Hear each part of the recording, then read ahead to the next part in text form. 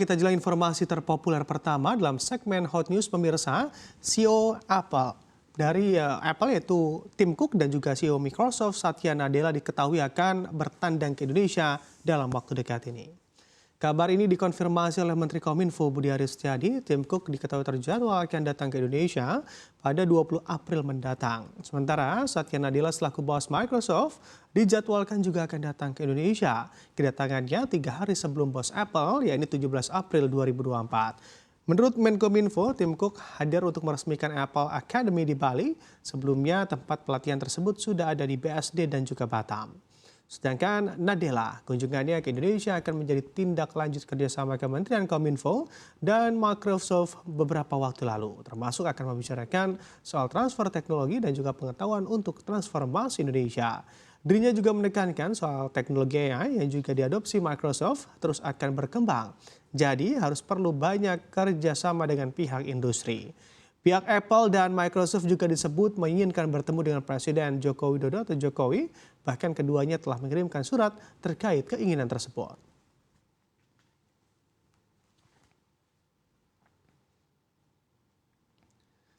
Dan kita berikan informasi terpopuler lainnya. Presiden Joko Widodo akhirnya angkat suara menanggapi Partai Persatuan Pembangunan yang gagal melaju ke Senayan karena tidak memenuhi ambang batas parlemen atau parliamentary threshold sebesar 4%.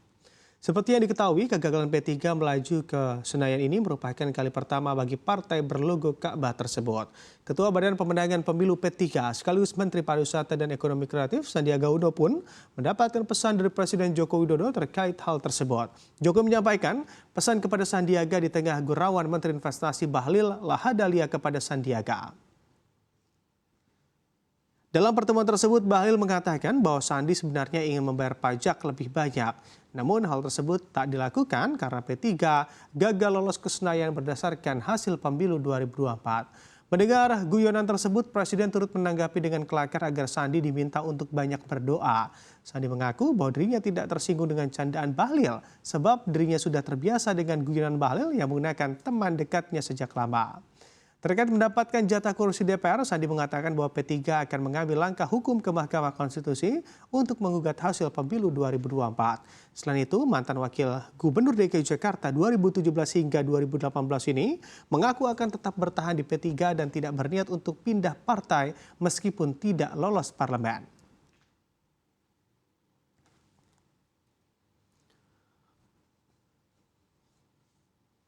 Dan kita ke informasi selanjutnya. Ketua Astronomi Uni Emirat Arab Al-Jarwan mengungkapkan bahwa fenomena gerhana matahari total yang terjadi menjelang Lebaran ternyata memiliki dampak terhadap penampakan bulan sabit Syawal. Menurut Al-Jarwan, gerhana matahari total dapat menyulitkan proses pengamatan bulan sabit. Selain itu, fenomena ini juga dapat membuat bulan sabit awal Syawal baru akan terlihat pada 9 April 2024 mendatang. Asosiasi Astronomi Uni Emirat Arab mengungkapkan bahwa Lebaran berpotensi jatuh pada Rabu 10 April 2024 karena bulan sabit baru terlihat pada 9 April 2024. Sebagai informasi, bulan sabit adalah tanda bulan baru. Dalam hal ini, bulan baru menandakan akhir dari bulan Ramadan. Selain terhadap pengamatan bulan sabit, gerhana matahari total juga berdampak terhadap aktivitas di bumi lainnya, seperti lonjakan trafik internet dan sinyal ponsel.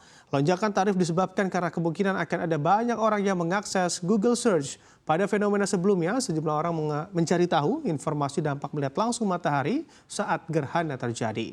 Sementara itu, sinyal ponsel yang bermasalah disebabkan karena kemungkinan akan ada banyak aktivitas ponsel secara berlebihan saat itu. Gerhana matahari total nanti dapat terlihat di beberapa lokasi di dunia, yakni mulai dari Meksiko, Amerika Serikat, Amerika Utara, hingga Kanada.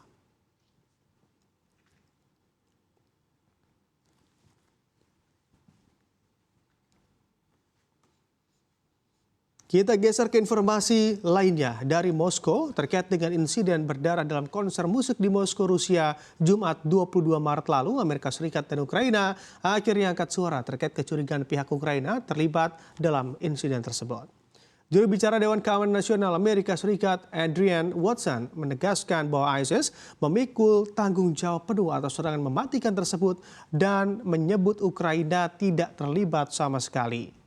Sementara itu, Presiden Ukraina Volodymyr Zelensky dalam pidato terbarunya pada Sabtu malam 23 Maret lalu menyebut Presiden Rusia Vladimir Putin sebagai orang rendahan karena terus berupaya mengkambing hitamkan pihak lain atas kegagalan Rusia mengentaskan terorisme di dalam negerinya sendiri. Rusia menegaskan bahwa pihaknya sudah menangkap setidaknya 4 pria bersenjata yang dicurigai melakukan penembakan massal di sebuah gedung yang sedang melakukan konser di dekat Moskow. Bahkan Presiden Rusia Vladimir Putin berjanji akan terus melacak dan menghukum dalang di balik aksi serangan tersebut. Sebagaimana diberitakan sebelumnya bahwa kelompok militan ISIS mengaku bertanggung jawab atas serangan tersebut. Hanya saja tak cukup sampai di situ, pihak Rusia sedang mengejar antara hubungan ISIS dengan Ukraina. Komite Investigasi Negara Rusia mengatakan 133 orang telah tewas dalam sebuah pidato yang disiarkan di televisi. Putin mengatakan 11 orang telah ditahan, termasuk 4 pria bersenjata.